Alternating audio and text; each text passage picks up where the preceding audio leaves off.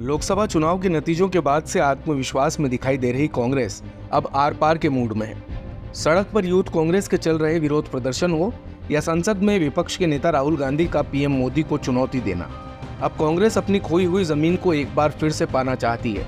लेकिन क्या कांग्रेस अपनी पार्टी के भीतर चल रही गुटबाजी से ही इतनी जल्दी पार पा पाएगी? फिर बात किसी भी राज्य की हो, चाहे हरियाणा हो, महाराष्ट्र या फिर हो राजस्थान। आपको बता दें कि पार्टी के पास इस समय कोई बड़ी लीडरशिप सारे ही स्टेट्स में नहीं है और पुरानी लीडरशिप कमजोर होती हुई दिख रही है। जहां सीनियर लीडर ज्यादा है, वहां गुटबाजी और भी अधिक है। सबसे पहले बात अगर राजस्थान की ही करें तो यहाँ अशोक गहलोत और सचिन पायलट के बीच अब भी सियासी तल्खी है।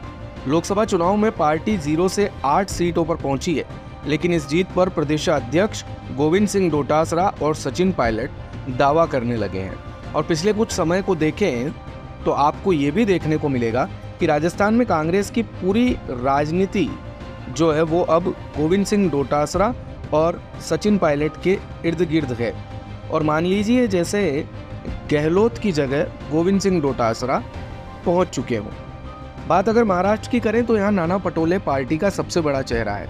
लोकसभा चुनाव में कांग्रेस की परफॉर्मेंस सबसे ज्यादा महाराष्ट्र में ही सुधरी है। 2014 में कांग्रेस ने जहां 2 सीटें जीती थी, 2019 में 1 सीट, तो अब 2024 में 13 सीटें जीतकर पार्टी यहां नंबर 1 बन गई है।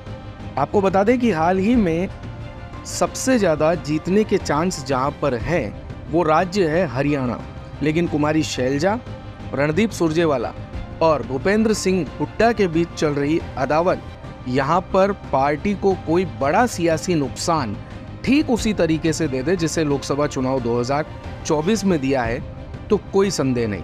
क्योंकि यहाँ पर लोकसभा चुनाव से पहले दावा किया जा रहा था कि पार्टी 8 से 10 सीटें यहाँ पर जीत सकती है, लेकिन उसके हाथ आई सिर्फ 5 सीटें और गुटबाजी के चलते 5 सीटें गंवानी पड़ी। बात अगर मध्य प्रदेश की करें तो सीनियर नेताओं के साथ यहाँ पर युवाओं को जिम्मेदारी दी जा सकती है।